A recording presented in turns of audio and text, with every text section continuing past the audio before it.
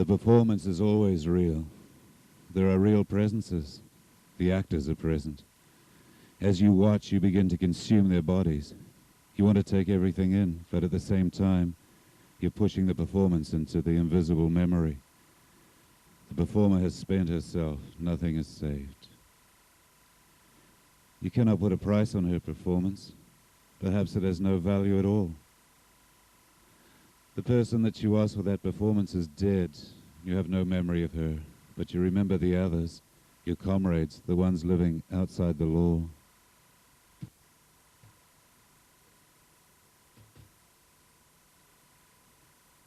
Wednesday, 6th of October, 1976. Roxborough Town Hall. One show only. 3 adults and 21 children. The hall costs $30. We leave right away after the show and drive straight through to Dunedin.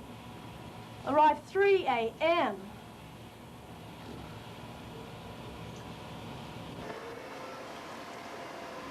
The puppeteers see a rainbow in a field. Thank you. Just a minute. Do I know you? I remember you. Why did you keep going on and on and on? Look! Red Mole's Cabaret. Gone west, shoot up at the Shortover. 8th of October, 1976. Fortune Theatre. Everything went wrong! It was 17 years ago. I've got all the memories here in this suitcase. I'm gonna find an empty room. I'm gonna build a memory room. Why? To keep the romance alive. To keep going on and on and on. And to travel forever.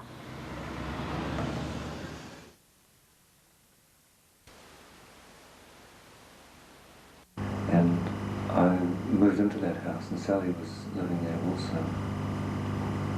I don't remember a great deal, but I remember I'd be sitting in my room writing, and no one was really much interested in what I was doing, which was fine.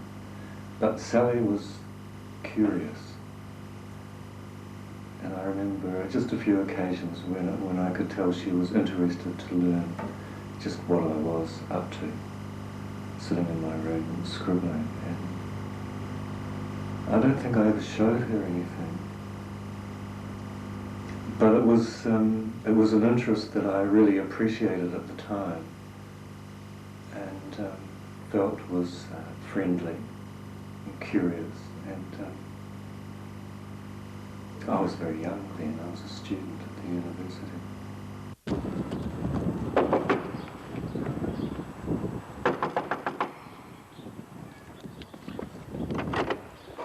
Are you the caretaker? Yes. Do you have a room? Yes, just come in if you want to have a look.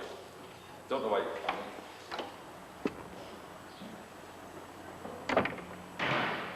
I don't know why you want to come into the place anyway, because you won't like it. It's a real dump. The loos don't work.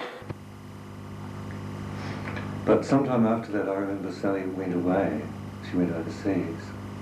And I didn't see her again until Wellington, some years later, 2 or 3 years later probably. And she'd been overseas, and I think she met up with Alan overseas. They'd known each other previously. They were just founding, I think White Rabbit Puppet Theatre came a little before Red Mole Enterprises, as it then was. But I was living with Jan, and they were interested in using Jan as a musician for their shows, so I kind of just drifted into the orbit of that involvement really through Jan. And I just kind of moved into writing for Spleen, and Alan and Sally in those days, it seemed to me, were the first people who were prepared to take me as seriously as I took myself.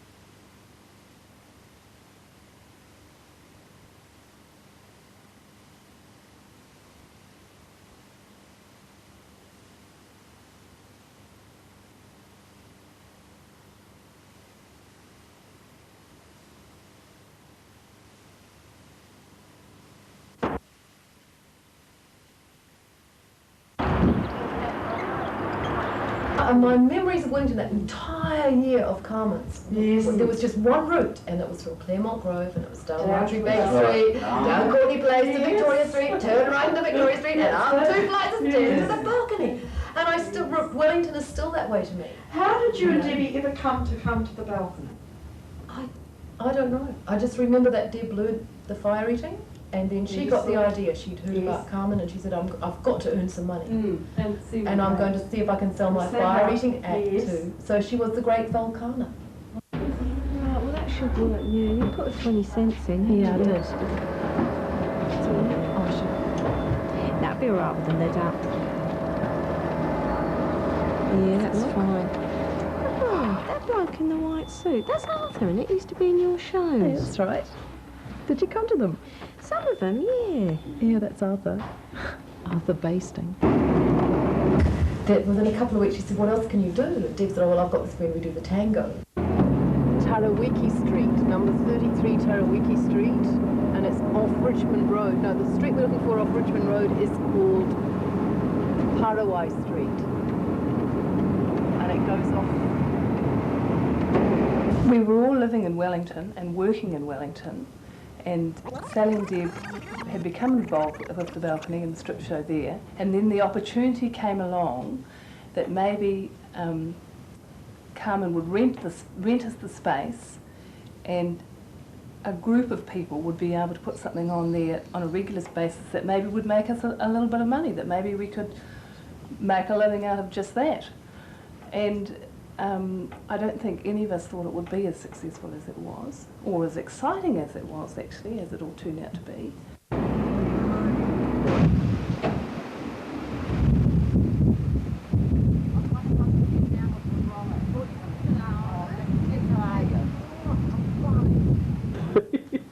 To the Irish Oh, Jack. It's a great one of Neville. Yes, that's stunning. Do you have a car stopped up there? Oh, that's a stunning number. Do you remember how they used to get so upset to show their boobs? The first time I ever went to Carmen's, before the Red Mole came, I remember Gypsy sang the Ballad of the Wahine. That's it. Right? I was just going to say. And she mimed it. That's And right. you, I was astonished because people say it got weird when Red Mole went in. You were cooked straight. You had this costume which That's was all right. these You did blue and remember? green ripples. Yes, you did. And when the Wahine was going down, Yeah. you were right out at the end of the catwalk, Yeah. and you were dancing and getting very vigorous. And it was, I mean, you were actually being cooked straight. I've never forgotten it. That's right. Don't remember things. You don't remember that? I had to sit at the top of the stairs to make sure the police never came up. I saw the police coming up, we had to press the buzzer to let them know. And it would ring at the bar. Yes. They could hide the And the whiskey. girls would put the whiskey under That's the bar. right. And I remember you had a waddy, a wooden thing Yes. under your cushion that you sat on I did. for people who were too pissed and got I right in the know. fights. Yeah, that's right. I actually remember as for the first months, it was the local crowd. They weren't theatre people, it was like the Duke of Edinburgh. Yeah, it was. Right? And then after a while it got really trendy. Yes. And all these sort of trendy people used to come in, and the audience really changed after a while. You know, I mean, there were still the originals, but it was kind of TV people would come, and it was suddenly the place to go. Yeah, it And was. it wasn't Right, quite right. the same either, you know. Yeah, it was. But it just got so packed, I could just never believe how busy it used to get. Just word of mouth just went boom, right Some round. gross eating. Here's some gross eating. Okay, close up on. Do you remember how you were so shy to reveal your boobs? Remember? You said, well, we've got to, because the girls are stripping. We have to do something. I think my first experience in the Yes. dressing room at the back of Carmen's was the most incredible thing of my life, actually. I Yeah. thought that was girls, with all All those of strippers them. back there. Oh, it was fantastic. It was like a carnival. But that every cabaret night. number you did when you came out was No, we thought you were the carnival. Oh, God. No, we did. I thought you were amazing. Where's the slot? I thought, Yeah, theatre slot. True. Oh, that was fantastic. And I remember that wonderful phrase when people used to say, she's going to turn. Oh, Yeah, remember? She's going to turn. Yes. People, Yeah. Watch it, she'll turn. She'll turn. Where people, but especially early on, it was so out of nowhere, because the first things you did were actually futurist plays, like from Italian right in the 20s or something, like totally surreal. Yes. And there was always this whole element where you never knew what was going to come up next. You had no idea what was going to, and I didn't know half the time either, but there was so many strange things. There were so many strange things, and people would talk about it because it was that huge every week the show variety changed. of stuff. What used to piss me off, I must say, is that it would take 3 weeks to get a show really happening right. The first night when the critics came was always a rehearsal, it was always dreadful. And as soon as the show was right, You changed it. the godfather, but it was actually the committee, said, right, next week it's a completely new show. So, you know, just when you thought you were getting it together and everything was working, new show. And so Yeah. 3 weeks there would be a show, and then a completely new one, and a completely new one. And it had to be like that, but it was incredibly insecure, because a lot of us had no background in But theatre you or all acting or worked. anything. You all worked so hard. Everybody worked so Well, we hard. all lived in the same house, so you couldn't actually escape it, really. But you still worked. I mean, it was just, you know, all those costumes. And I looked at the one of the pay things in that book there, and it said artist fees, $10. What, for a whole Mind you, week? it was probably worth $1,000 in those days. That was the takings all carefully Oh no, everything was divided up. divided up. Yeah. So that The takings, wasn't that it? till just rang. They did. When it, You, the whole lot of you really struck on something. But there were Yeah. so many people it was involved just so Yeah. busy. Yeah. wasn't it? There were so many people Yeah. involved. Yes, there was. That by the time it was all divided out. But everybody, and what about the guest artists when they came in? They had no idea what they were getting into when they came on. But boy, they came off laughing when they came out. Didn't they? All the guest people. No, but there were some really interesting guests that worked in that place, and I can't think of Beaver. all of them. Beaver. There was the musicians. There was like Oh, Chrissy Chrissy Kojak. Kojak. You know, Chrissy Kojak is still singing in Wellington. Is she? She's just thrown out her husband. Because Gypsy's now Gary. Gypsy's, yes, Gypsy's in boys' clothes now, short back and sides. And Dion's a boy again too. Dion's got his own hairdressing salon in Karori. It's the new Anchor Light Chocolate. On the main road in Karori it is. So, you know, they've all sort of, you know. What about Vicky? two. Yeah. Gone back to normal. Vicky, now who was... it is upsetting. I don't want to remember the end. No, I don't. The balcony was something, and Red Mole, that's something, a part of your life that you remember. It's like 6 o'clock closing. Anybody that remembers 6 o'clock closing never forgets it. I don't think you ever forget it. It was sad. Very sad. When Red Mole came along, we were into the vanity trip with sequins and all that sort of thing, and they brought something that made us communicate more with what we call today real people. And that's where Jeanette and I sort of, you know, got basic. We don't mind being slobs in our own house now.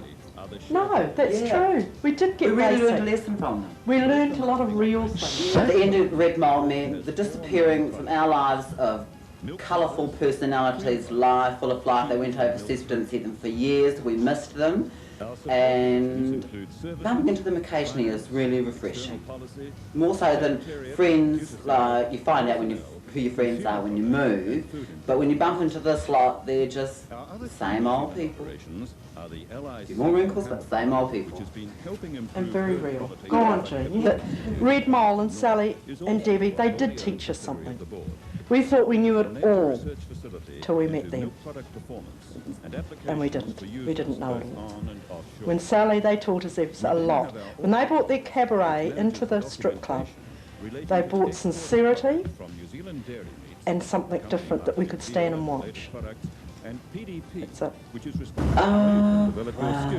it. Their creativity was just beyond our thinking at the time. It just stood us still. It really did. What about the first time you saw Sally? Can you remember that first time? First time I saw Sally, I thought, what wackos. What wackos, they'll never make a dime. They had packed houses, the till ringing, they had to refurbish, get builders in to reorganise the balcony, everything. So, you know, I was just amazed. But the first time you met her, didn't you meet They just her? knew what they were doing and they were going for it and they did it. The first time you met Sally and Debbie, didn't you meet them? Were you working at the nightclub then when they started there? At the balcony? There were two girls with who, you know, could wear such courageous outfits and brave makeup and, What got me? you know, express themselves just... And two straight girls coming into a club where there were 7 queens and 7 girls of all walks of life, and these 2 walked in and fitted in so well. Everybody was polite to them. Everybody wanted to help them because they just gave those sort of vibes that, well, that they respected all what they were doing out in the restaurants, and everybody loved them. Everybody did. There was no cattiness or anything. Here's these 2 little outside girls, Sally coming in and just wanting to, they just wanted to learn everything that was going on. But they taught all us a lot at the show. Redmore was there with such exuberance, and then they were gone. Yes. You must have had glue from A to B and all the rest of it. All the Scissors, time. cuttings. Yes, didn't care. What a shambles, but the end product was brilliant. Did you keep all your costumes, Maureen? Got a few. Have you? Yeah, There's a few in our dress-up box. threw a lot out. Yes, Yeah. we gave a lot to Yes. Jane. Yes, The one stuff day. from Cairns that Rosie wears around. 6-year-olds Yes. prancing around them. And Maureen's still got a few sequin frocks, haven't you? Like this every day, especially just to collect my mail. Nobody loves me. Now, Alan. Alan doesn't look as though How he's can got, you remember all those lines? Alan doesn't look as though he's got any lunch. Should have patted you. Where is it? Shouldn't he? He should have patted his lunch. Look at him with these things. It was this makeup that Debbie used to wear was so severe, wasn't it? What number was that one? Can you remember what number that was? No, I No, I can't. can't, No. actually. I can't. Right. Have they got any? Like all of us, she's had to find a way to make a living. You know, because the theatre has never ever really been able to do that. So she's doing that, but she still makes masks, and she's making her own show. And her mother is going to bring her back here Oh, good. in December. In For December? the summer. Oh, darling. Just for a visit. Well, for the summer, I think. Yeah, she'll stay. But That's she good. might stay. Does that mean that She'll bring Geber who's her daughter, who's 6, Great. but who speaks Spanish, and it's going to be strange, I think. Oh, But the true. funny thing is that Jeannie's, you know, Jeannie McAllister with the long hair, Yes, yes. who used to sing with Beaver and everyone. We're staying with her in Avondale, and her best friend that she's made in Avondale is a Spanish woman called Julia. Oh, yes. Who speaks perfect, who's Spanish, you see. And I suddenly thought, now if Deborah comes back, suddenly Riker with all her old friends is this Spanish woman who Oh, speaks that's really good. perfect Spanish Yes. with 2 little daughters. one And of she's whom still with sings. her man.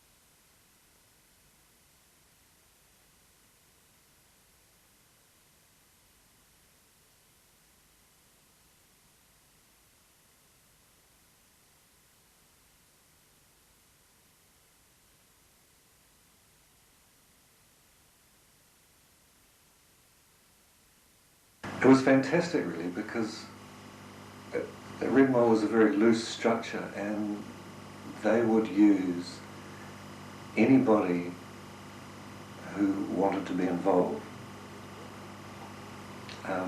That doesn't mean that their standards were loose or sloppy, because there was always an incredible rigour about the way they worked. But at the same time there was a looseness and say a generosity and a willingness to include disparate elements. So they were really making themselves available to people as a structure to work inside. I don't know that that was very well understood at the time for what it was. I don't know that I understood it particularly well at the time, or at least not in the terms that I'm talking now. But in fact, that was how it worked, and if you wanted to be in there and there was something you thought you could do, you could. And I think that was very liberating for those of us who did take advantage of it. They had this show they were going to put on, and they needed an MC, and I knew nothing about it. Jean made me a costume, and it somehow evolved. I remember I wore dark glasses because I was terrified of the audience, and I didn't want to see them, and I hardly saw them the whole time that I was Neville, and that was the reason. Often there was a spotlight too, which meant you couldn't see. First thing I did was go out to Whitcomb and Tombs and buy these joke books, and none of that worked. And every time I mentioned something that was New Zealand, people reacted, so I started reading the paper instead, and that was better, to get things out of the paper.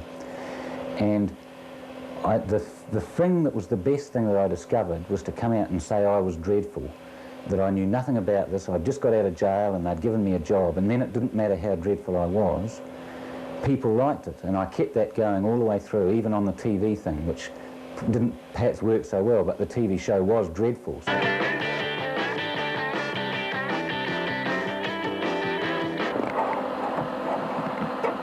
Okay, well, this is Bute Hughes reviewing Red Mole at the Ace of Clubs.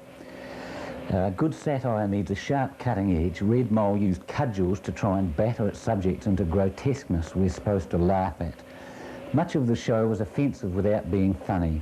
Indeed, a large slice of the first half, with religion as its victim, was downright blasphemous. I wish I could do his voice. He was English, I think. What happened in the second half I cannot tell you, because I went home at interval unable to stomach any more. Well, it always got much worse in the second half, didn't it? That got us huge audiences. He tried to kill the show, but when people read that, they came along, and they were the people we wanted, because they were people who were interested in the blasphemy and the satire and everything, so it did us a lot of good.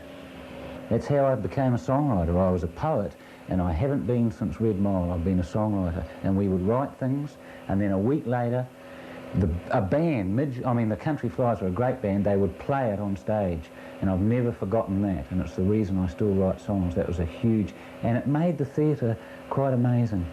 I remember we did a thing on the 50s, and we found a story about an old guy who had been gay in Christchurch, and these young kids found him in Hagley Park in the toilets, and they killed him. And we got that newspaper article, and we made a play about it, and the band played Love Me Do and another ballady sort of a thing, and we reenacted that murder in slow motion, and it caused a fuss, but it was a beautiful piece of theatre. I mean, we did a Frank Sargison short story on stage, you know, and I mean, blue eyes smiling in the rain. Yeah, but I mean, it was really, and I mean, if I was in the audience, I'm sure, I think someone said it, you would never know what was coming next. You would never know what was coming next. I have to say that Red Mole totally ruined my life, because I'd been a serious young poet and a scriptwriter with a couple of quite good credits. And then when I did Neville, I could separate it, but I thought everyone else could, but they couldn't. And I eventually did a television series as Neville, and it was not well received by the critics, not surprisingly. I really took the Red Mole philosophy into it. So I was abusive, and I was amateurish on purpose, and it really was not the TV they were used to. They wanted a replacement for Norman Gunston, who had been in that slot. And although Neville had his fans, I got letters from people in prison and things like that. The average New Zealander didn't take to it. When that TV series finished, I found I was unemployable. No one would give me script writing work, no one would give me work as anything, and in those days broadcasting was the only employer. They erased all the tapes. There was a police case because I'd said... I'm a Kiwi.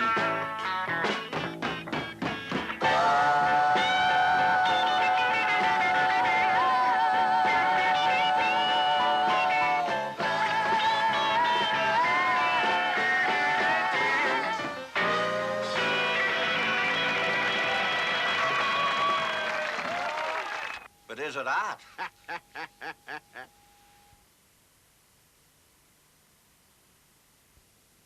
Arthur was the only one who could out-hustle his alter ego, Neville, always trying to find the formula for the perfect hit show that would make us all rich and we'd go on forever and ever, and we'd never have to paste up our own posters again. After all the dead-end streets and the padlocked gates and no trespassing signs, a gigantic spectacle. So big we use a racetrack outside of town, and the queues are immense. People abandon their cars and cross the grass on foot. The ringmaster shouts through a megaphone. I lead the parade in a satin suit, as pink as a wound, and a forget-me-not hat. Behind me walks a muscular man with a ladder. 3 fat men, buried up to their waists, shout, "Don't look at me, don't look at me." I climb the ladder and wave from the top. Over the grandstand, the moon comes up like a sponge pulled out of a heart during urgent surgery. 100 women in pink climb 100 ladders, and a huge Christmas tree is lit with neon stars and angels burning from the inside. Every night that summer, after days that are long and hot.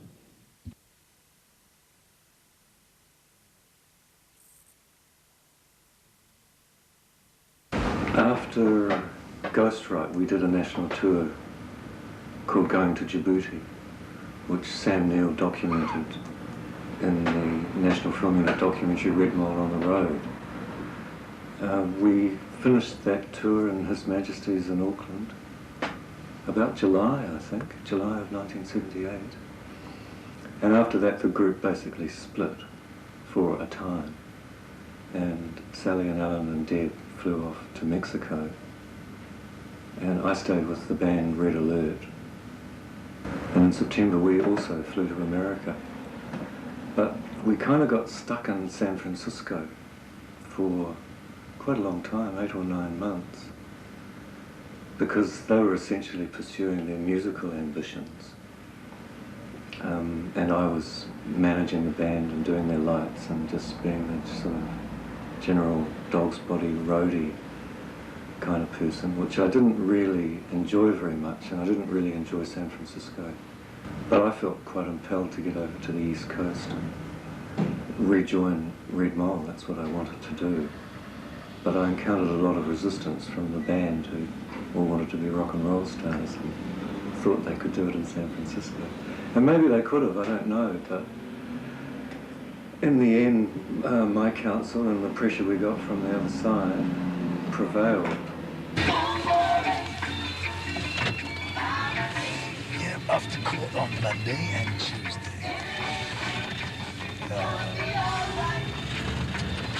Lived in New York for 10 years. Not one thing did I get, not one encounter with the police there. I get back here, I'm not back 2 years, and I'm busted 3 times already. It's the old sort of story. Don't walk on the grass. You get busted.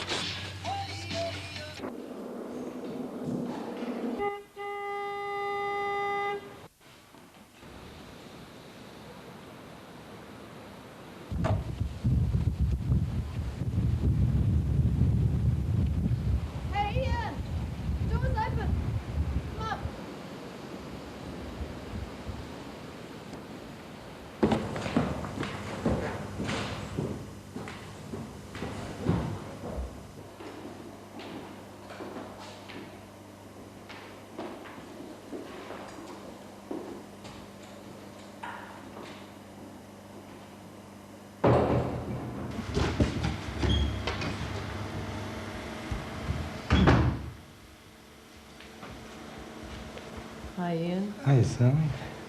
What's this you're doing? That's that film with Deborah. Wow, looks like New York. Yeah, it is. This is the Williamsburg Bridge. This is cold as hell. Freezing. Reminds me of the day I arrived in New York, Yeah. February the 1st. Yeah, made it to West Beth Theater Center, sat around and drank a bottle of whiskey. Caught up on what'd been happening. I'd, missed out on a couple of shows, but we were doing a puppet show. Anyway, Johnny took me back to the hotel up on 49th Street. Subway up to 8th Avenue and 42nd Street. Didn't really know what the place was about then, and Johnny was a little bit paranoid at the time. He'd been maced at Christmas time. And so we walked down 42nd Street. My first trip, it was like being in a movie. Everything was just happening all around you. And meanwhile, he was being paranoid about my bag. I'll sneak up behind you and slit it with a knife and you'll lose everything. And I'm just sort of bug-eyed looking at everything. Neon lights, hookers, drug dealers, whatever, limos flying by. So I think it created quite a bit of tension all round that the women were having to, basically hold the group together financially. Even though we were getting quite good gigs, theatre for the New City and so on, which was a fairly prestigious theatre, off-Broadway theatre, it still is. But despite full houses, the money didn't really come in. The boys decided we needed to make a contribution to the financial situation since the women were taking care of us mostly. So we decided to go out in the street and do a bit of New York busking. There was plenty of them out there. We thought, got to be $1 in it. So we were on Broadway. Alan was reading his poem, Crippled Cockroach. John was playing the guitar, and I was lying in the gutter, kicking my legs. I think people thought it was quite funny, but they never gave us any money. So I think by the time we got to London, the whole financial situation was stressed out.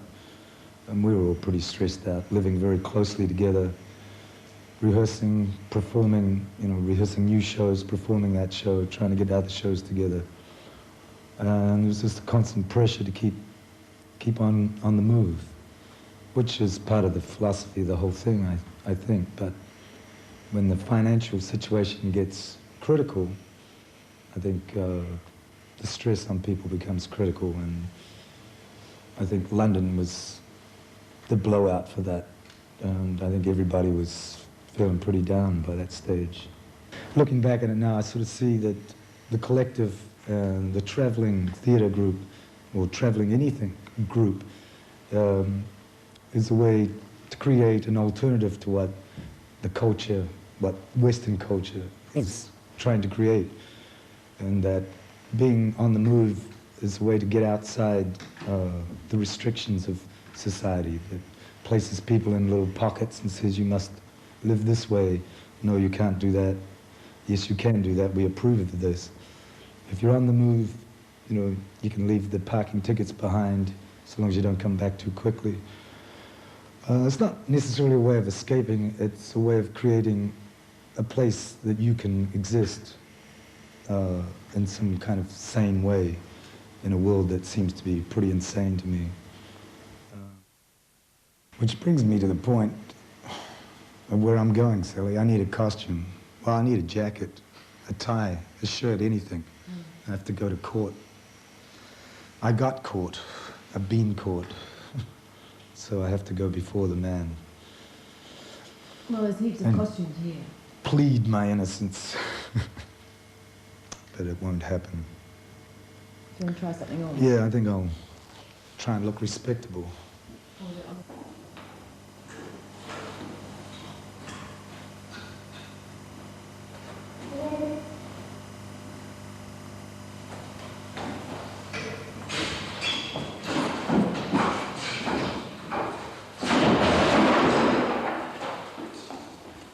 It's all right, I'll go as myself, thanks.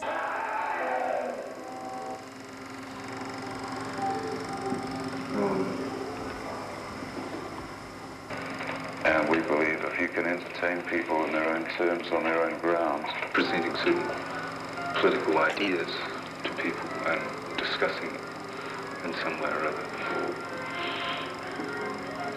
or exposing certain political situations. And by political, I mean just human relationships.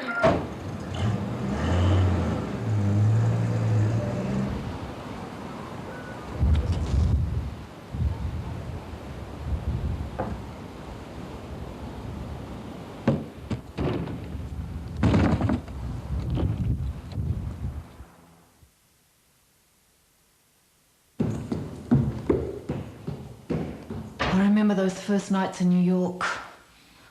Coming home after dancing in the bars all night long. I can remember their names. The Wild West, the Adam and Eve, the Club Exotica. And got to Washington, and then we arrived in New York on April Fool's Day. Yeah, April Fool's Day, 1979. And I think we went straight to the theatre. I remember walking into the theatre for the New City on 2nd Avenue and 10th Street. And so I lit that show at the Theatre for the New City, which was the last days of mankind, which was a magical show, I thought. It was a fairly antiquated theatre, but it was a very good show. It had an intensity and a focus that I don't think the New Zealand work had. So we did that. We got a fantastic review in the Village Voice. But after that, it was kind of the economic imperative came down hard on us, and nobody had any money. And we all had to look for jobs. And that was when Sally and Deb went back to what they'd been doing at Carmen's a couple of years before and danced in the Adam and Eve, I think it was called, the club where they worked. And I got a job writing pornography. Answered an advertisement in the Village Voice for a writer of adult fiction. But the whole idea of that was to earn money so we could get to London, which we did eventually do. Here's an old Red Mall favourite. I remember a time when everything was cheap, but now the prices everywhere put a man to sleep. When you get your grocery bill, you just feel like making your will. Tell me, how can a poor man stand such times and live? Now the doctor comes around with his face all bright, and he says in a little while, it's gonna be alright. All he gives you is some kind of pill, a dose of dope, and a great big bill.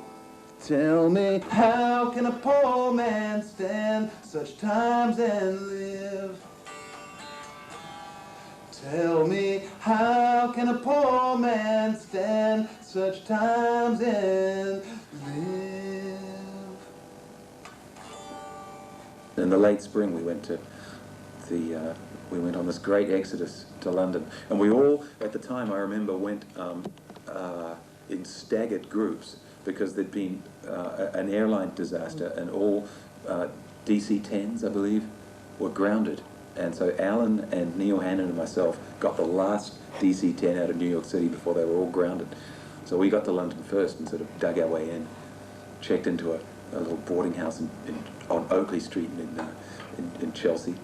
There was this guy with dreadlocks from Liverpool who just like sat around and smoked pot all day. And what was his name? I forget his name. He was this. I think he was probably Jamaican, but he talked with this real Scouse accent. And I can remember him sitting one day at the kitchen table with a group of us around. I think you and Alan were there, and somebody reading the paper, and there was something about the Queen in the paper, and he said, "Yeah, the only thing that me and the Queen have got in common is we both got a dirty asshole." I'll never forget that. I thought that was such wisdom. What about the trip up north? Oh, the trip up north. Trip up north. We got this engagement playing at this at this Commonwealth Festival in Sheffield in South Yorkshire, and I remember getting transport from the New Zealand consulate. Embassy. Yeah, the New Zealand Embassy, right. And they supplied a van and a driver, and we all piled into this vehicle, all kind of squashed up, I remember, well, no, I won't talk about that. But, right. But we drove up there. We got to this place. At the time, we were hungry, you know, in every sense of the word. We'd been struggling. Things had gotten kind of tough in London, so we were delighted to actually be going and doing some real work somewhere else other than London, you know. So we get up there, and it's this Commonwealth Festival, and if I remember rightly, we were the only New Zealanders there. All the other Commonwealth countries were represented, including like lots of African nations, you know, Canada, Australia, all had these kind of funded groups there, except for us, who was this real kind of like bunch of tumbleweeds who blew up from London. And we roll up there, and we're formally announced. You know, I walk up to this guy who looked like sort of John Gielgud, and said. He announced it. What's your name? He says, Richard Kennedy. He opens the door and goes, Mr. Richard Kennedy, and his voice echoes throughout the hall. Like, what? I took a real double take. And so I go in there, and there's all these people milling around, you know, like maid service and silver trays. We all get announced this way. Miss Sally Rodwell, you know, Mr. Alan Brunton. You know, it was the greatest. So we get in there, and it's like, where's the sandwiches? Do you remember the last show we devised in London that we took back to New York, that puppet show? I'll never forget it. I think it was actually for me, Dead Fingers Walk. It was my favourite show in that in the British period. And its first performance was at the New Zealand House in the Haymarket. And it was just a fabulous show, and I couldn't believe at the time how quickly it was put together. I mean, usually Red Mole shows are put together in record time, but this one was truly, you know, it was like shit through a goose. It was fast, you know. Every time I worked with Red Mole, I feel completely apart from any other music or entertainment that's going on right now. This is totally different. Okay?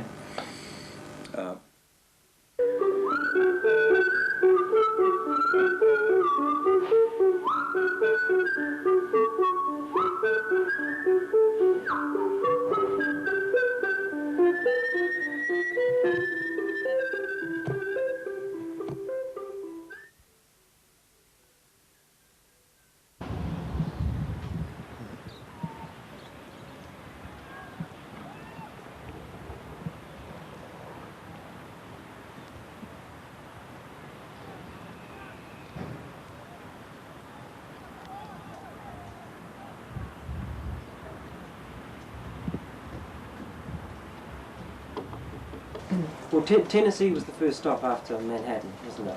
And we were on a high then, because New York had been so successful, really, and we'd developed quite a following. And the last season at the New City was a successful season, and it was a great show. And they loved the sort of thing where we would cut from puppets to live action, puppets coming out from behind the booth, all that kind of mix and match, which was quite new to them because they sort of like to have their form set and they stick in it. And that sort of thing really appealed to them. And also I think the travelling lifestyle of a troupe, which to the Americans, they had bread and puppet theatre, and that was the only other sort of group that they could relate to that worked like that. And so we would be compared to them, you know, bread and puppet they called us. So there was a real high when we left that 2nd Avenue New City place in the basement. Oh no, we were upstairs, weren't we? We were upstairs for the second show, Dead Fingers Walk. So there was a real high when we left New York. The first stop was Tennessee. And I don't remember a whole lot about that, but I remember those guys being very suave and very well set up. And after our first night there, out came the cocaine, and there was this joke that this is what they were spending their grant money on. The theatre had bugger all lights, and the dressing room was a shambles, but we were getting high and having a good time, so that was all right with them. And he was the guy who said, you must go and see Levon. And we were in a little hotel in Springfield, and when we hit a motel in those days, there was a bed and a sofa and the floor. So it was a competition as to who got the bed first of all. And I remember that time I was on the floor, and there was a knock on the door very early in the morning. And I opened the door, and here was this chicken farmer standing there with his hat on and his old boots, and it was, hi y'all, my name's Levon Howe. And we were sort of waking up, but he just walked in and sat down, and we had a great rave with him. And he gave us a bottle of strawberry wine, which is grape driving wine. Dead fingers walking early afternoon, blood on the staircase, whispers giving chase. Dead fingers, whoa, two blue flowers on the door, dead man on the second floor. Checked out of a hotel on Tuesday afternoon, put a gun behind the mirror in the bathroom. Hammers on the moon late last night, now there's a pile of bones on a budget flight. One that says, dead fingers whoa.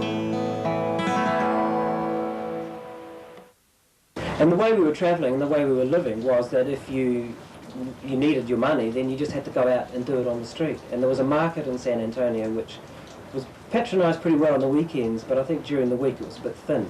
So we arrived there on a Monday morning ready to go, and backed up against one of the stalls and did our street performances maybe 4 or 5 times a day. We found a spot. Yeah, we made money and we got the car repaired. Doing the operation with the syringe and globes. Globes was the huge great rubber gloves that the surgeon wore. It was just incredible fun of taking the language somewhere else. People were fascinated with the language too, you know. The way we spoke was quite new and quite refreshing to their ears, to hear this different sound. People would be very fascinated to see the way we interacted on the stage and then get to know us as a group and sense that whole dynamic, that we were playing out aspects of our lives, aspects of our relationships that were right there on stage. Driving from San Antonio up to Austin, which was a really good town. Austin was really good to us.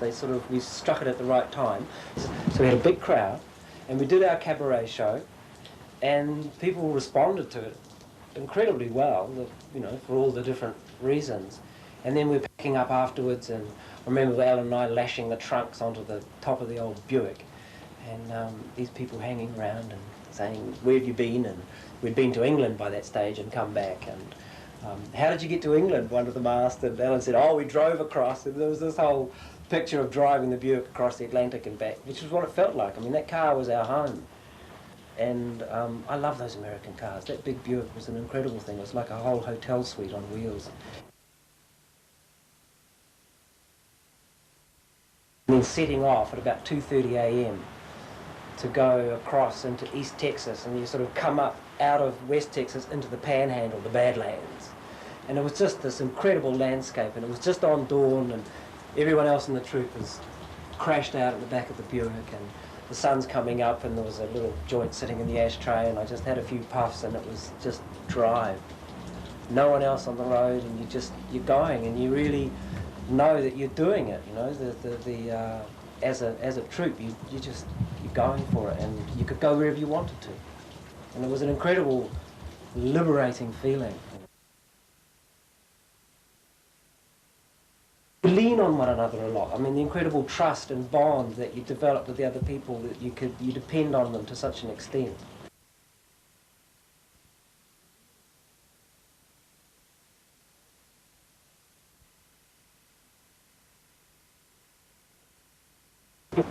Well, wasn't the chemo where you had that accident? We were doing Number Days in Paradise. Yes, I was on the crucifix again. And Sally and Alan at the bottom of the crucifix squabbling over a fire with the sun strung up. And then the whole thing just slowly began to tip.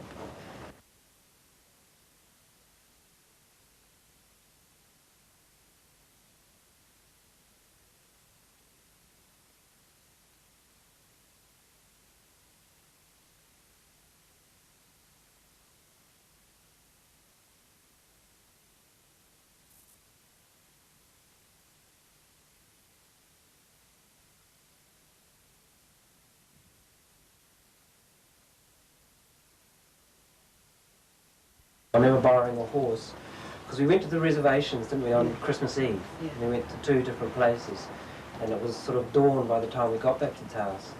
And I borrowed a horse and made a little mixture in a little bag of whiskey and lemon and things.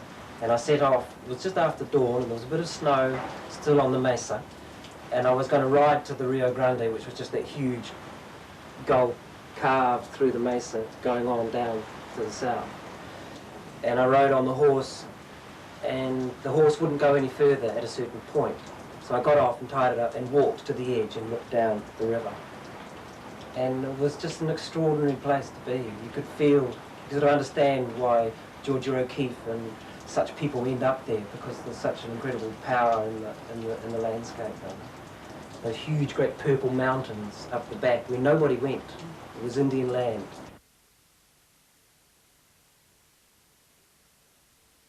We thought about it the wrong way around. It was like we've got 50 bucks each to lose. So I went in with this sort of idea that I would, once I'd lost 50 bucks, that was my time. Rather than going in and think I've got 50 bucks to win my thousands with, I was expecting to lose. And we did lose. Birds of paradise, birds of Angola, dancing on my wrist, and a big yellow moon shines through, stamping on the paws of freedom. 6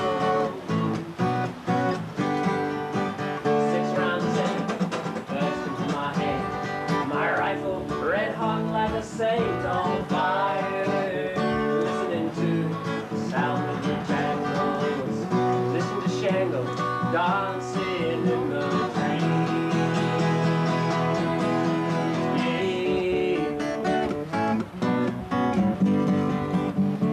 the desert where her arrows walk, little men blow their pipes in paradise. In Angola we'll drive back the National Front, back to Cape Town for Mr. De Beer, back to the palm of a white man's fear, break down the chains, break down the prisons where free men dwell, 5 steps on the dark side of hell. Along the jungle telegraph, I hear the whisper of sounds in the love. My head spins, all this grass from the love. And we'll never slip away, I promise you, in paradise today. Yeah, the good friends, charge of paradise. Wouldn't it be nice, oh, wouldn't it be nice, oh yeah. Because I am comrade, oh, because I am comrade, oh, revolutionary. Because I am comrade, oh, because I am comrade, oh, revolutionary.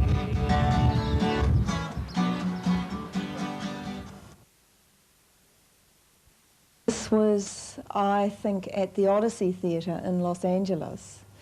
And I remember that show and those performances very clearly because it was Red Mole's last show in America.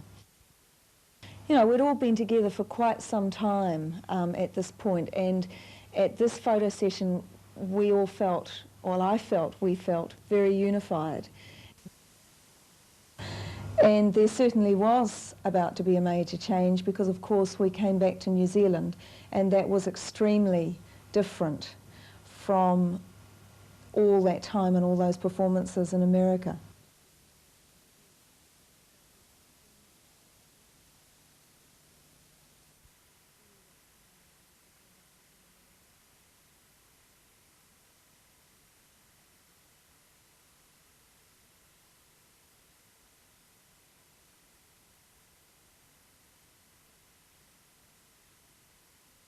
I can remember this feeling of kind of total lack of reality, like floating, partly from exhaustion, but also from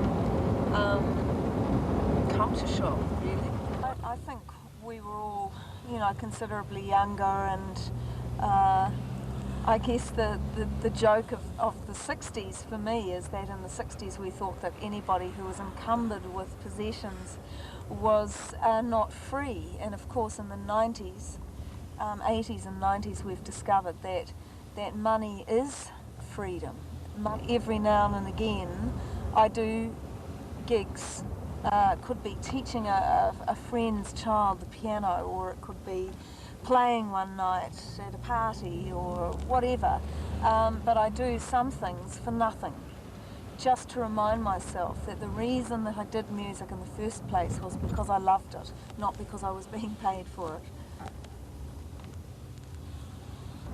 From my experience, as soon as I stopped trying to be successful in terms of the world, that I actually became successful. And now I have very realistic aspirations, I guess.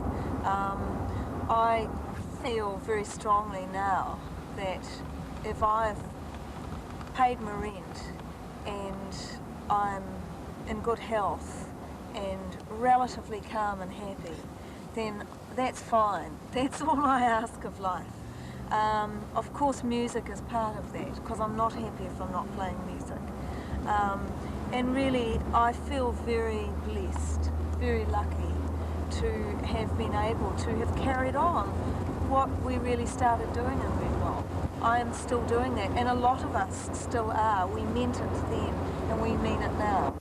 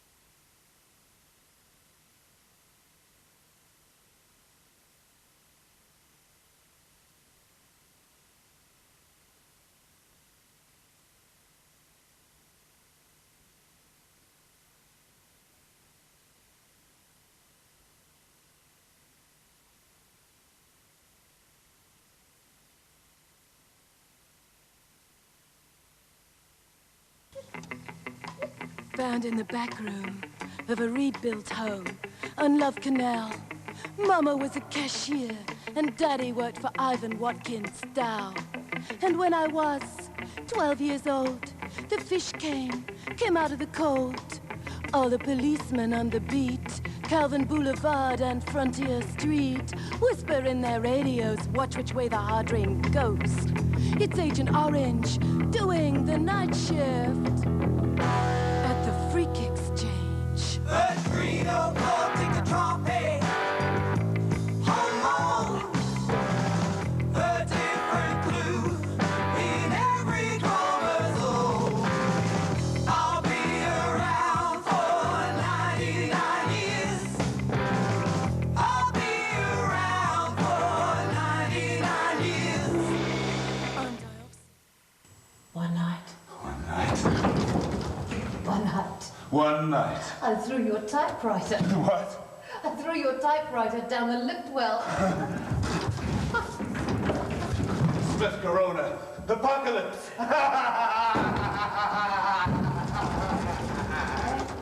We were earning top dollar in the clubs, and you were doing what? Performing in the...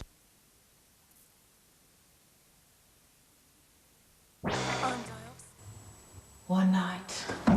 One night. One night. I threw your typewriter. Typewriter. I threw your typewriter down the lift well. Smith Corona. Apocalypse.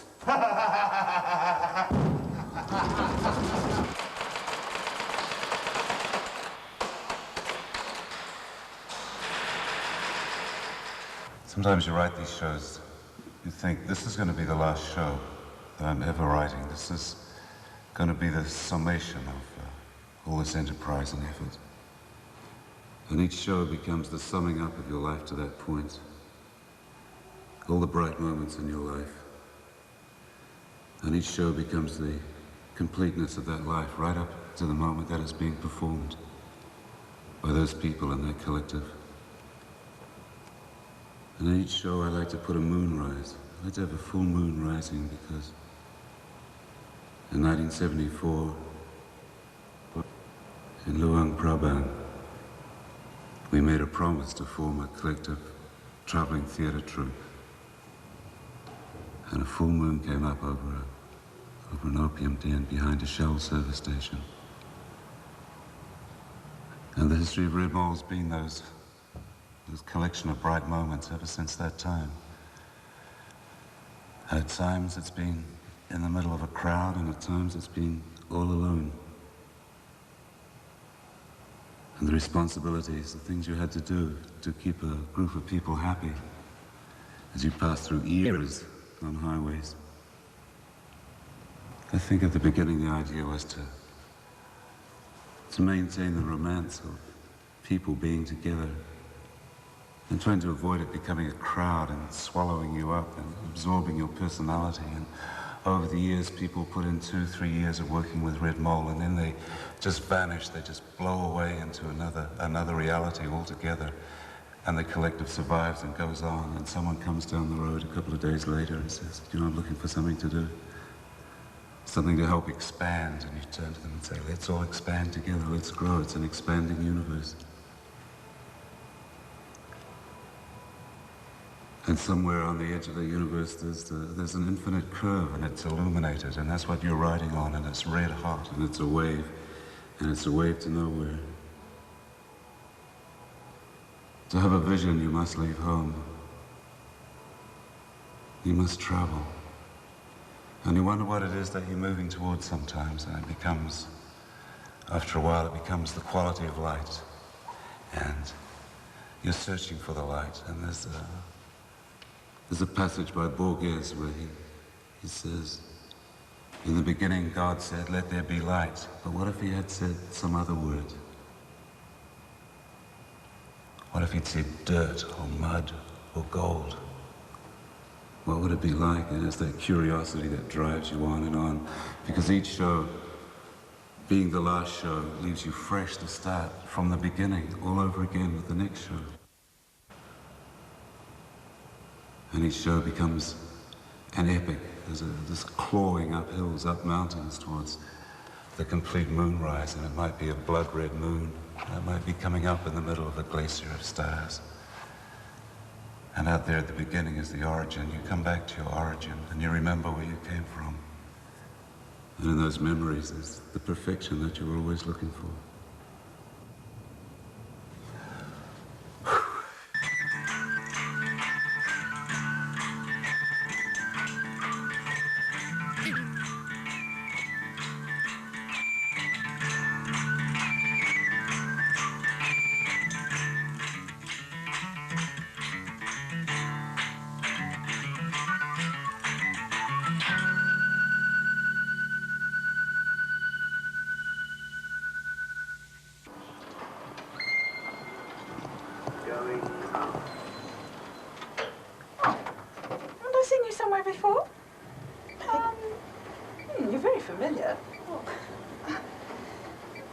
Yes, I saw you dancing with that girl.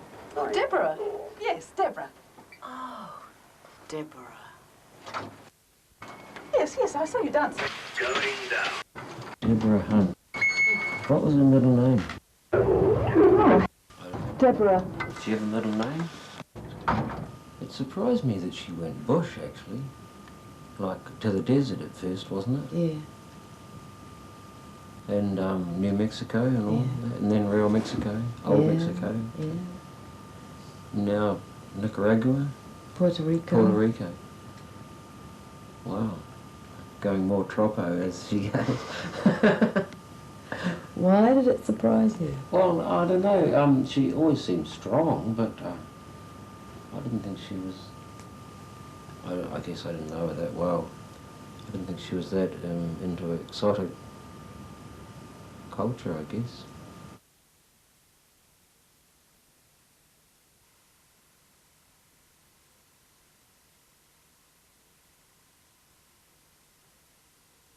I was just going to ask if you remember, you know, how you used to do all those posters for the shows, what you remember.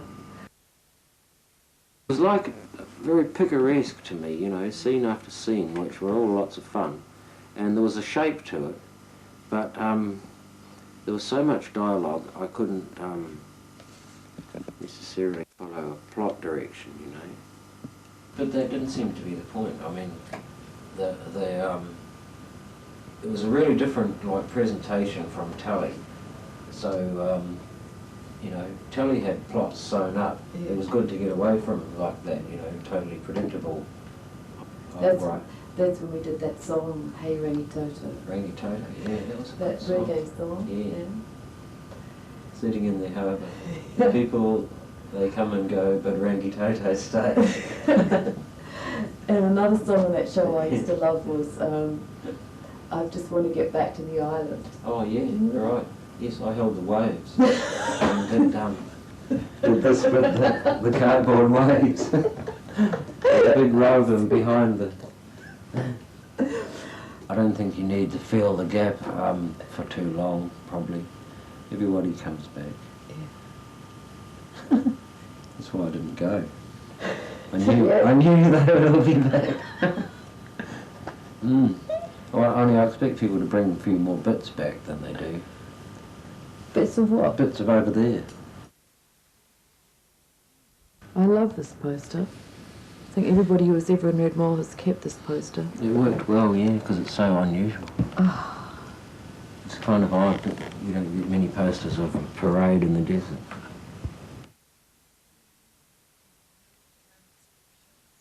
Okay, so I've just thought of About something. this photo? Yeah. What? Deborah's middle name. Uh-huh. Louise. Louise? Yeah. I'd never have suspected that one. It's lovely, Deborah though. Louise. And, oh, yes. DL. DL. What's your middle name? Desmond. I gave that away straight away. I was too angry to rehearse. I was so isolated. I was nearly mad. I gave you $15, and a girl on the street took it out of your pocket. You were unreachable then. It was the time of division. We were like cells in a body tearing themselves apart, like planets in reverse. Staring out at Manhattan, we had visions.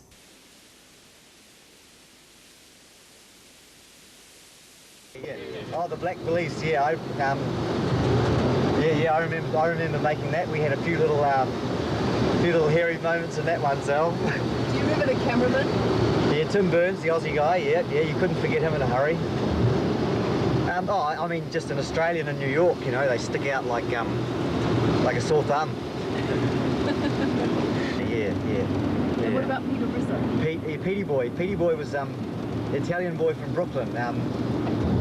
He was in the film The Black Police, wasn't he? Yeah. Here we were, filming on the Williamsburg Bridge 3 days after a triple hit, a triple murder on the Upper West Side, about 3 blocks from where we live. Actually, there was this hitman abducted this woman. It was a contract job. He'd abducted this woman, and he was taking her through this car park to stick her in his van. And these CBS employees came out, and he shot 3 of them, you know, gangster style, in the head before taking off with her and then murdering her. They found her body later that day.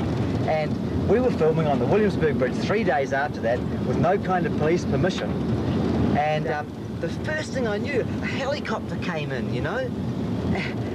And then, Christ, all of a sudden I saw people coming over the sides of the bridge, and I looked down and there was the police launchers and stuff down there, and luckily I was about 200 yards down, so I thought, well, I should just stay down here. Oh, you chicken! Because the place was swarming, and I looked around and there was no cars coming across. It was Friday afternoon and there were no cars coming across the bridge either. And later we found out that we'd blocked the traffic in Lower Manhattan for about 5 miles down the road. There was a gridlock in Lower Manhattan that afternoon because of us filming on the bridge. And later I think Sally and and the rest of the people that got arrested that day had to go to court, and I think they got let off. I mean, I don't think they actually got anything bad happened to them, but, you know, it was pretty serious for a while there, I think. I missed the sort of activity, especially of New York City, you know. It was very, it was busy, you know, it was busy, and it's not as busy here, for me particularly, and I miss that, you know. I mean, maybe New Zealand will start to happen for me one day, and I hope it's soon, but I miss that aspect of New York. Oh, well, there's the $70 gone. I'll just go and show them a bit of plastic. It was one of those days at a roadside station outside of Tucumcari. The sky was ashtray red, the sun was steady and still at 104 degrees. There was no water in the air, only those with nowhere to go would ever think about stopping there. Then a big bear belly pulled in from off the interstate. His face was a dying fire falling through the grate. His car was a lost cause looking for a mate. The crows left their trees when his feet hit the ground. They say he was the sheriff in a town called Wagon Mound. 6 desolate days in Memphis, trying to convince his wife to let him see his kids again. Folded him like a pocket knife. She was living in a trailer with a motel operator, and outside Amarillo, a stone-head-sized his radiator. We were sort of thrown together. And then as time went on, we found we had sort of more and more in common. It was funny. We found that we really got on well. We had lots in common. And we both had the same sort of attitudes to things. And I was also under quite a bit of pressure from Jan at that time. And so Tony would sort of...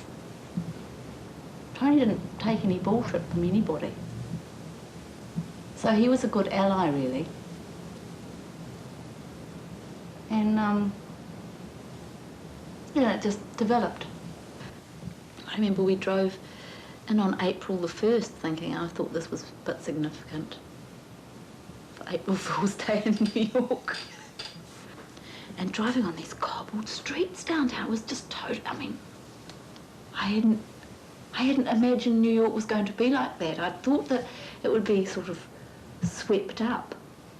You know, like 6th Avenue or 5th Avenue with big buildings up. But downtown it was these little tiny cobbled streets and little sort of crumbling, falling down buildings. It was on 49th Street between Broadway and 8th, just on the edge of the, well, right in the heart of the red light, sort of Broadway seedy, tatty area, really. And with our last sort of $50 went and got a battery-powered amplifier for Tone. And that was the beginning of our summer on the street in New York. And we'd go out, you know, several times a day. And that's how we survived. Totally survived the first summer in New York. So September, October, you guys came back from London. It was John and Deb and Alan and Sally, Chris Whitten, and of course Ian Pryor. So everybody stayed on the floor in our hotel room. And then Richard joined up again with us to play on the street. It was the beginning, really, that was the beginning of the Drongos at that point, the very birth of the Drongos. You guys had left in October 1979, had done your tour of America across the West, come back to New Zealand for a year, and had been drawn back to New York. And what had pulled you back, the initial thing that had pulled you back was that Nancy Shatskin had found a theatre on Broadway that seemed perfect. She had some money to fix it up. It was underground. It was around the corner from the Hotel Consulate. And I remember particularly the sign that Deborah made on the outside. It was beautiful. I just remember great evenings going on for hours and hours, getting things right. Richard wrote a great guitar piece that I did some flute on the synthesizer over, and everybody played stones. It was going to be like a country wedding, like a sort of a wild, sort of peasantish wedding. The brief was villagers with blackened faces with flaming torches striding through the village. Great images to work with. I was aware that it was a tradition that the music was quite strong, the music side of Red Mole. But I just didn't feel that confident. But you and Deborah were quite insistent and very inspiring, and you obviously had confidence in me, so I just did it.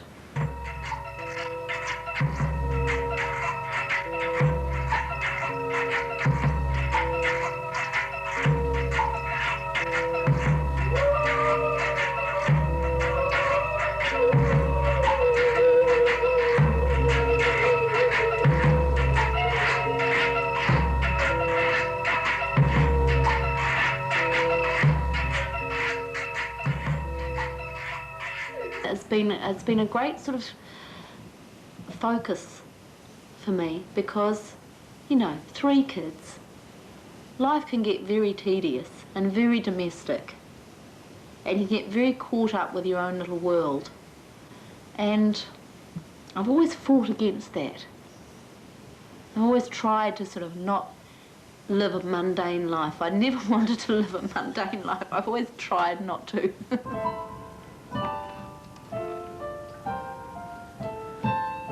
An old woman is changing her makeup while talking on the telephone. In another room, 2 other women are comparing their stockings. It is dark outside. Donkeys, joined by a bell rope, are being towed by a truck down a street. A child runs across the street. The driver slows down outside a particular house. The house is green. The windows have been taken away. Across the street, people are moving out, and other people are trying to move in. The old season ends, and already we have forgotten how it began.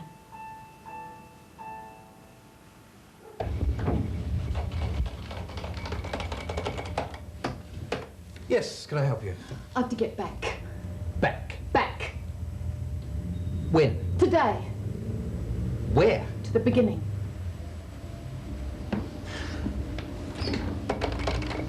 How about 84? Yes. I'll be back in a minute.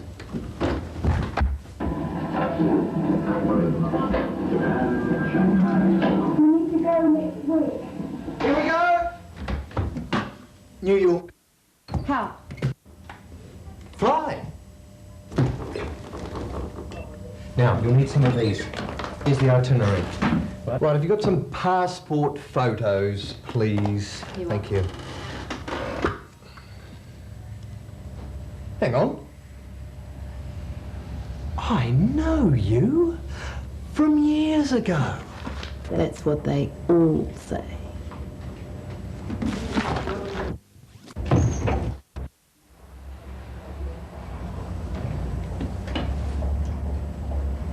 We were so much younger then. We all expected so much. And at this point, the Drongos were just about to break up, although I didn't know it at the time.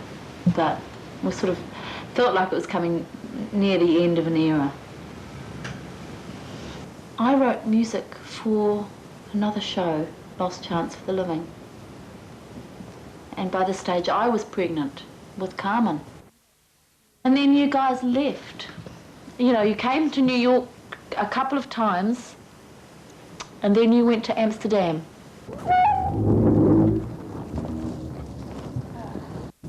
I'm packing my bags for a long black train, walking down to the station.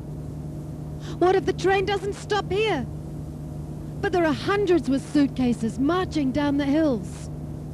The train does stop. We all push each other on board.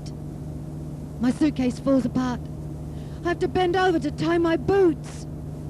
The train leaves. It takes hours to collect all my things in paper bags. At the end of the day, a celebrity stands beneath my tree. We stroll towards a long highway. A car stops. The celebrity gets in and closes the door. And never looks back. Never, ever looks back.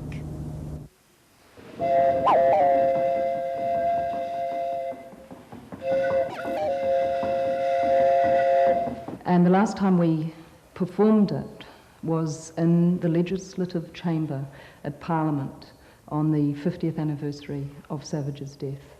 And it was quite an extraordinary occasion and very emotional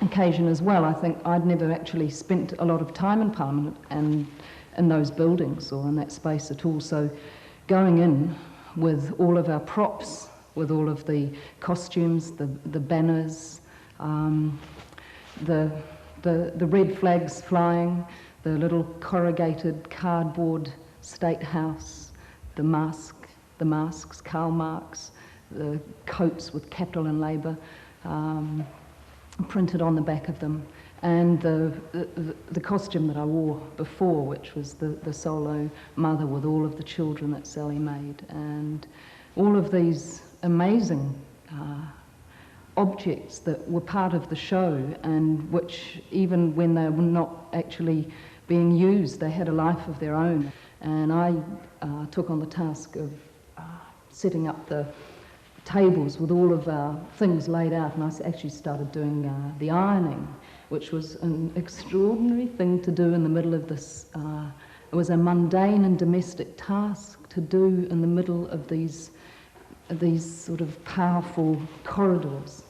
And I remember Roger Douglas coming by and sort of muttering under his breath, what's this, garage sale? It wasn't Parliament any longer, it was backstage, and I loved that. Let me say this. Woman must take the future into her own hands. She's her own proletariat. What does it profit a woman if she marries a working man and becomes a slave to a slave? No. She will not stand inferior in the massed choirs of the patriarchal apocalypse. She will build her own temple, an incandescent temple of solidarity with her own sex in joyful freedom. Little sister, let me say this to you. Take love where you find it. Drink deep of the cup, and when the cup is empty, throw it away without regret. The question that Michael Savage asked, the question is clear. What is the most in goods and services, culture and leisure, that the government can give to every citizen? And I mean, I don't think they ask questions like that anymore.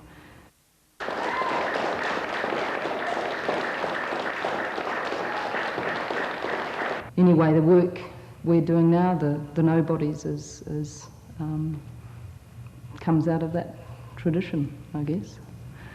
And the work goes on, and the work is endless.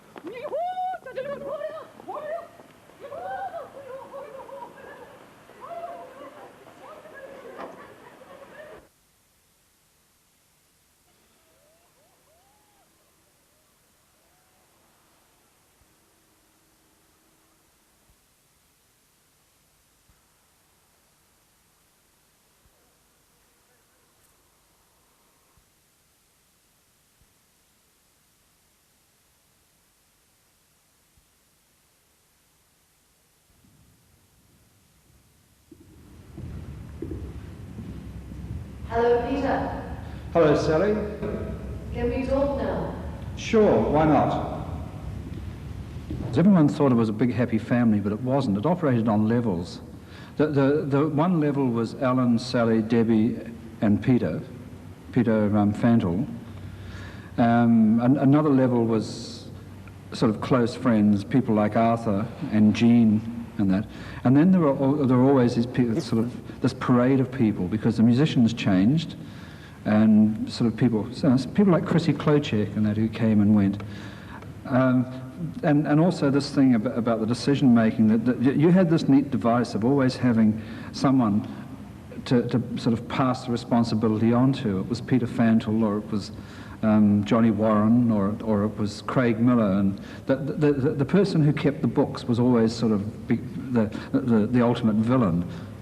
But from the technical point of view, that basically, you know, we just did our thing because we understood what you're doing, and as long as you could be sort of heard and seen, that didn't matter. I mean, we did talk about things, and I know that I tried to achieve what you wanted, but sort of quite often I used to sort of say, oh, God, you know, here we go again, yes, yes, yes, and went off and did what I thought was best and never heard any more about it. Well, the most interesting show technically would have to be Ghostwrite. I mean, Ghostwrite had everything. It had a great turbine up the back, blowing air and things. The opening sequence of Ghostwrite was a show all on its own. All these things were happening. The band was playing triple forte, and because everything that was happening was so full on that the punters were just blown apart.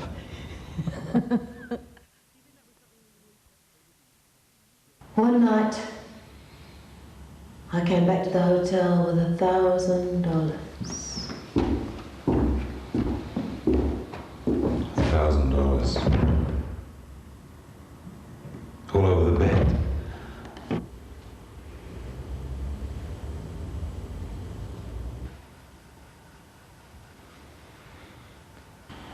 The tension of being actors, of always being someone else, made us like high-tension power cables falling all over each other.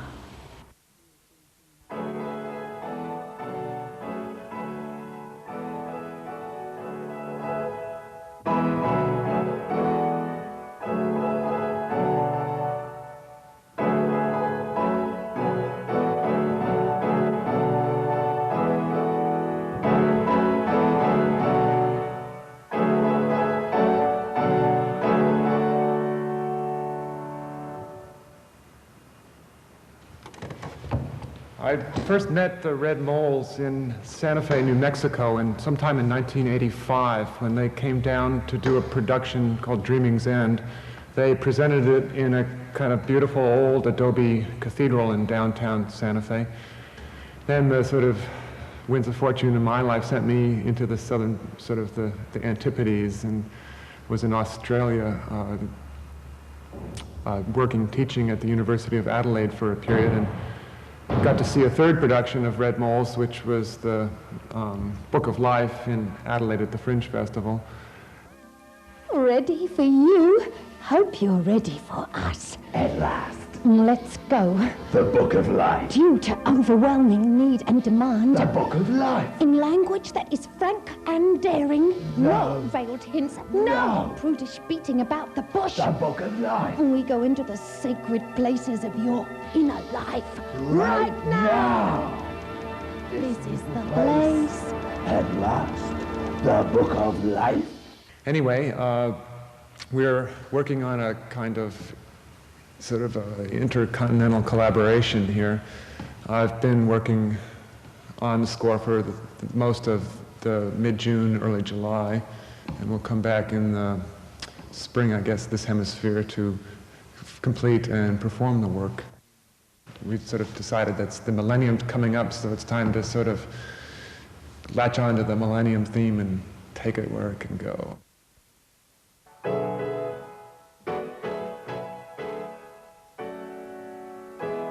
I'm not much good at distances. You're living someone else's life. Here and now and always desiring to be in an unlit room beside you,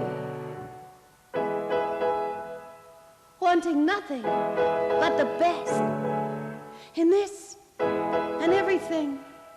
Last night, for the first time, I cried over you. Maybe it will burn me.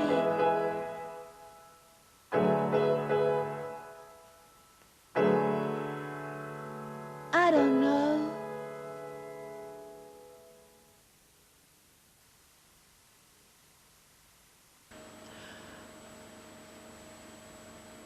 I've listened to a lot of people talking about their lives. I've realised that at many times our lives were the same. That we came together and made performances. That we made theatre. That was our life. Our lives are the same. A community of people who collectively made performance, made entertainment, travelled together, took a journey. And the journey isn't over because everyone's still on the bus. Everyone's still doing it. That's what we know how to do. The spark is still there, the fire is still there, the passion is there. Every single person I talk to is still filled with that passion. Now that's why I'm glad I did it. And it's been very hard. And this moment is very hard because it's coming to an end. Most of all, I want to say thank you to all those people who made my life a life of theatre.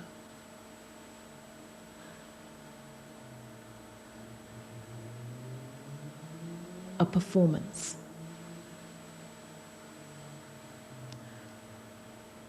I'm Sally. Thank you.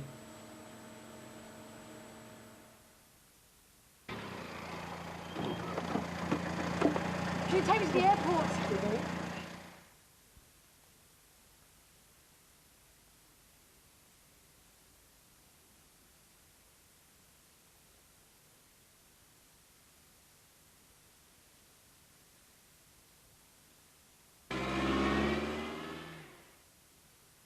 After the denouement, it had segued into a fairground scene with acrobats, magic, a strong man, snake oil quackery, dancing and music, with fire eating to close.